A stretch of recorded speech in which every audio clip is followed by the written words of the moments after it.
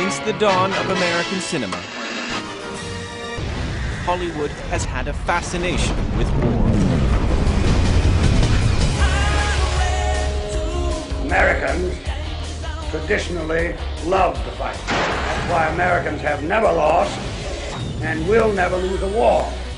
Propaganda movies helped build support for World War I and II, so much so that the Pentagon started giving the studios access to military bases, aircraft, ships, and submarines, even to off-duty officers acting as extras in their free time. The Hollywood Pentagon love affair soon became official. The military even created a whole new division, the Film Liaison Unit, with offices at the Pentagon and in Los Angeles. The relationship between Hollywood and the Pentagon has been described as a mutual exploitation. General, welcome, Mr. Stark. We're after military portrayal, and they're after our equipment. Multi-million-dollar toy. Lessons for actors on how a military moves. You know, what would make the dialogue sound more real, even down to making the uniforms look accurate.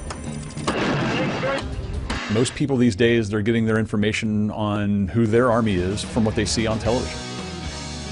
So that's our mission here, to help filmmakers portray the army in an accurate or plausible manner. And it's to help recruiting. This marriage of interest has its compromises.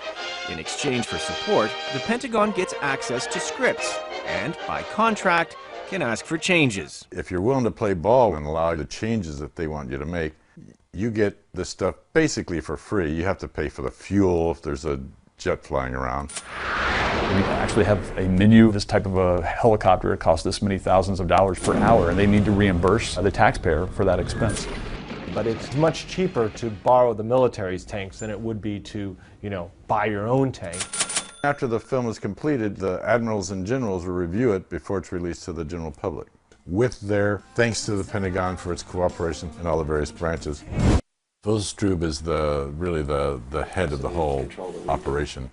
He is often thanked in movies, so if you were to go to IMDb and type in his name, Phil Strube, you'll see all the movies that he's worked on. But the Pentagon can also say thanks, but no thanks. Films like Platoon or Apocalypse Now, showing the dirty face of the Vietnam War, were denied support. For some of those Vietnam-era pictures, every time soldiers or Marines went out into the field, they murdered officers, massacred civilians, they took drugs, and I think that the feeling was that wasn't quite an accurate portrayal. So is the true face of war what the military's film unit is after? We are looking for a reasonably realistic portrayal of military people. Does that translate to positive portrayal? And the answer to that is somewhat.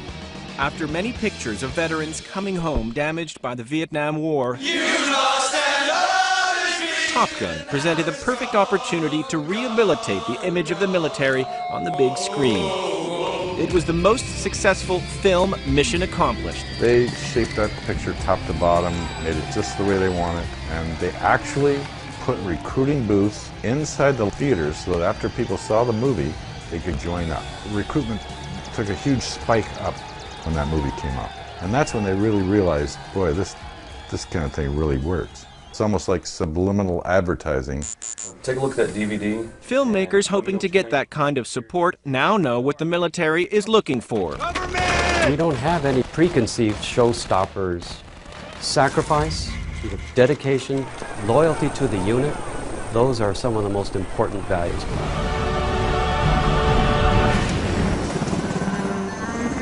Even defeat can be shown, as long as the U.S. military still looks heroic, like in Black Hawk Down, featuring the bloody 1993 U.S. mission in Somalia.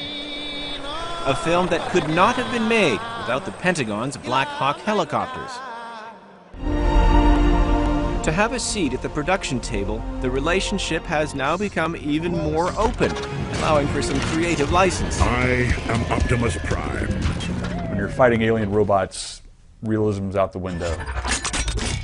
I think the only thing that's really taboo would be if the military was portrayed as a force for evil, and this behavior was tolerated. There are consequences to their bad behavior. Full metal jacket. So, shooting a civilian, issuing illegal orders, torture. You cannot show that on screen unless you also show that that person was punished.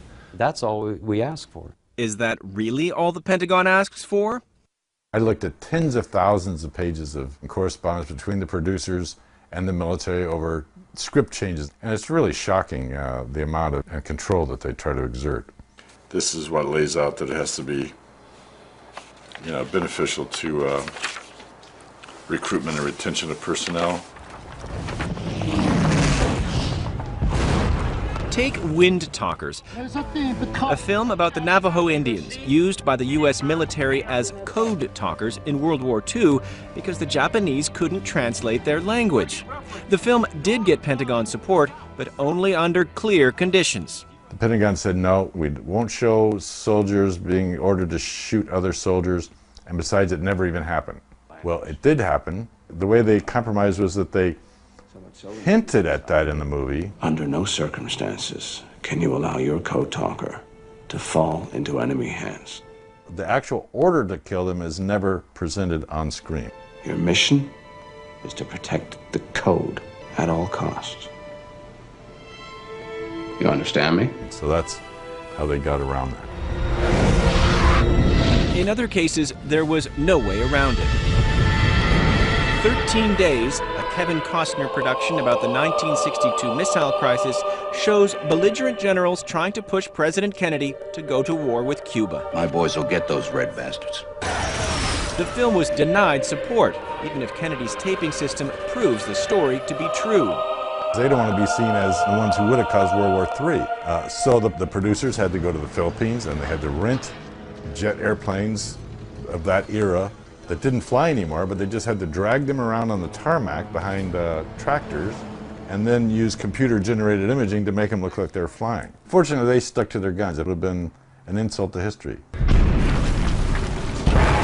The Hurt Locker is an interesting case. Initially, the military was going to give them support, and then at the last minute, the military pulled out. Get back! Get back! The liaison officer who was going to go and observe the filming learned that before he got there, some scenes had been filmed. He alleges that were not in the approved script, and that insinuated a war crime, that a detainee would be shot by the military. And that's one of those red lines for the military. Since military equipment is paid for by the taxpayers, some argue the government shouldn't give or deny access to it just based on a film's message. The mission of the Department of Defense is to defend the nation, not to make films. So we're under no obligation. That's not our mission. Well, that might be fine if it weren't for the First Amendment. Well, I haven't noticed anything in the U.S. Constitution that requires the Department of Defense to provide support to any filmmaker who comes along. The government cannot favor speech that it likes and not give the same benefits to speech that it doesn't like. The Supreme Court ruled in 1995 that discrimination against speech because of its message is presumed to be unconstitutional. The government offends the First Amendment when it imposes financial burdens on certain speakers based on the content of their expression. This is exactly what the Pentagon is doing. So is this marriage of convenience legitimate and good for films, after all? Damn it, we got a unit under fire! When you're working with the government looking over your shoulder, are we really seeing what the writer would have written without that censor? I don't think so. Hollywood must be one of the most intrusion-proof institutions in the galaxy. If they don't like our input, our technical advice, they'll be the first people to say, you know what, no thanks. Many successful independent films are indeed made without support, but sometimes at high cost. Filmmakers are free to decide, lose their independence or lose a lot of money. Hollywood likes it the way it is now because it's much cheaper. The big loser in all this is the audience. What you're getting is sort of steady drip, drip, drip, drip of propaganda being put into American films. And over the years, I believe that the real danger of this is that it's made the American people more warlike.